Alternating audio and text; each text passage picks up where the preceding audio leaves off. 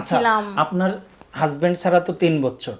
এই যে হাজবেন্ড ছাড়া 3 বছর যখন ফিল আসে, হাজবেন্ডের কথা মনে করে, ঠিক তখন আপনারা কি করেন? একটু সত্যি কথা বলবেন তো, একদম সত্যি কথা বলবেন। আসলে ওইরকম বললাম না, ওইরকম ফিল হয় না, বাট আমার কষ্টের কথা বেশি মনে পড়ে। ঠিক আছে, আসলে আমি প্রথমে বলেছি যে আমি ডিভোর্সি। বর্তমানে আমি একা একা সিঙ্গেল থাকি। আমার হাজব্যান্ড যেহেতু নাই, আমি একটা ভালো মনের মানুষ বা একটু ভালোভাবে একটু চলতে যেন পারে, এরকম একটা মানুষ চাই। যদি আসলে উম, আমাকে দেখে যদি কারোর আসলে এরকমভাবে মানে লাইক করেন কেউ, তো অবশ্যই আমার কন্ট্যাক্ট নাম্বারে যোগাযোগ করবেন। আমার কন্ট্যাক্ট নাম্বারটা দেওয়া হবে শেষে। আম, যদি দয়া করে আর কি কেউ যদি এরকমভাবে আর কি লাইক করেন, দয়া করে কেন? আপনাকে পছন্দ করেই হোক না কেন? হ্যাঁ দয়া করে হোক আর পছন্দ করেই হোক, যদি কেউ লাইক করেন অবশ্যই আমার কন্ট্যাক্ট নাম্বারে যোগাযোগ করবেন। আসলে আমি খুব মানে ডিভোর্স হওয়ার পরে আমি খুব অনেক অসহায়, অনেক কারণ অনেক। স্বামী ছাড়া 3 বছর আছেন তো, নানে নদীতে প্রচুর জোয়ার আসতেছে, সাঁতার কাটার মতো কেউ নেই নাকি? না না, আসলে এরকমটা না, বাট একটা অভ্যাস হয়ে যায় যে না, একসাথে আচ্ছা, ছিলাম। আপনার হাজবেন্ড ছাড়া তো 3 বছর বলছিলেন কিছুক্ষণ আগে, না? তো এই যে হাজবেন্ড ছাড়া 3 বছর যখন ফিল আসে, হাজবেন্ডের কথা মনে করে, ঠিক তখন আপনারা কি করেন? একটু সত্যি কথা বলবেন তো, একদম সত্যি কথা বলবেন। আসলে আমি শুরু একটা কথা বলছি প্রথমে, যে আমি আসলে কখনো মিথ্যে কথা বলি না। না, এটা মিথ্যে কথা যে আমি মিথ্যা কথা বলি না। পৃথিবীতে যদি সব থেকে মিথ্যা কোনো জিনিস থাকে সেটা হলো যে আমি মিথ্যা কথা বলি না। হ্যাঁ, না, আমি আসলে পারতে মানে মিথ্যে কথা বলি না। দেন হচ্ছে আম, আসলে ওইরকম বললাম না, ওইরকম ফিল হয় না, বাট আমার কষ্টের কথা বেশি মনে পড়ে। ঠিক আছে, মানে যে রিলেশন করে বিয়ে করছিলাম, এরকম এরকম। কেমনে কি আসলে আপনাদের রিলেশনটা কিভাবে হয়েছিল?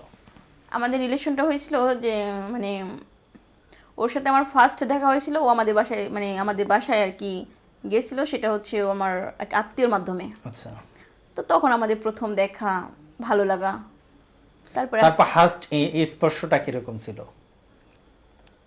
এই স্পর্শটা আসলে অনেকদিন পরে স্পর্শটা করছিল, তো দেন শুধু হাতটাই ধরছিল। অন্য জায়গা ধরি নাই? না না, এত অন্য জায়গাটা ধরছিল কতদিন আগে? রিলেশনের কতদিন পর? রিলেশন তো 4 বছর করছিলাম। দেন হচ্ছে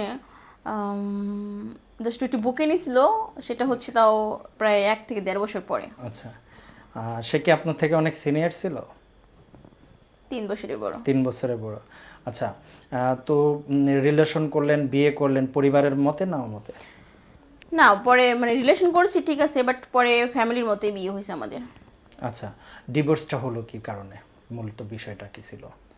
আসলে আমি জানি না আসলে ডিভোর্সটা কেন হলো। ওই মানে এখনো আমি আমার নিজের মধ্যে দোষ খুঁজে বেড়াই, যে আসলে আমার কোথাও দোষ বা কোনো জায়গায় কমতি ছিল কি না, বা তাকে ভালোবাসা কেয়ারিং মানে আমার কোনো জায়গায় অভাব ছিল কি না।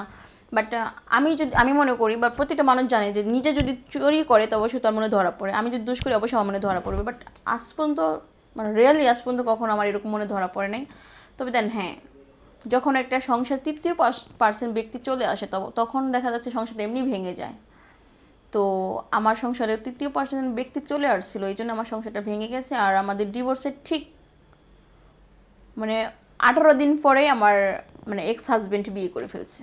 সেই মেয়েটাকে বিয়ে করছে যে তৃতীয় জি জি পার্সন? জি সেই তৃতীয় পার্সনটা হলো অন্য একটা মেয়ে, জি তাই তো? জি জি। আচ্ছা, তো আপনাকে রেখে আবার নতুন করে রিলেশন কেন করলো?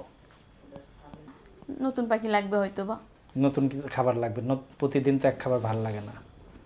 ছেলে মানুষ তো কখন মুড চেঞ্জ হয় বলা যায় না। মেয়ে মানুষের মন আর শরতের আকাশের রং দুটোই এখন আমি দেখেন, এখনো কিন্তু দেখেন সিঙ্গেল আছি, বুঝেন। আমি তো পারলে বিয়ে করতে পারতাম তো, মানে ফ্যামিলি বলেছিল, বাট আমি কখনো করিনি। বাট এখন আর কপালে বিয়ে এখন নেই। কি ফ্যামিলির অনুমতি ছাড়াই আপনি এখন ঢাকায় থাকেন? আসলে না, ফ্যামিলির মতামতে ঢাকাতে আসছি। মানে ওখান দিয়ে আসলে বলছিল বিয়ে করার জন্য, বাট আমি আসলে চাচ্ছিলাম না তখন বিয়ে করতে, কারণ আমার মনের অবস্থা ভালো ছিল না তখন। আসলে মানে ওই যে একটা বললাম না, একটা কষ্ট আমার লাইফে আসলে কখনো কষ্ট পাইনি, ছোটো থেকে বড় হয়েছে আসলে কষ্ট জিনিসটা বুঝিনি। গরিব ঘর হলেও কষ্ট বুঝতে পারিনি। কিন্তু মানে আমার জীবনে একটাই কষ্ট, সেটা হচ্ছে আমার এক্স হাজবেন্ড মানে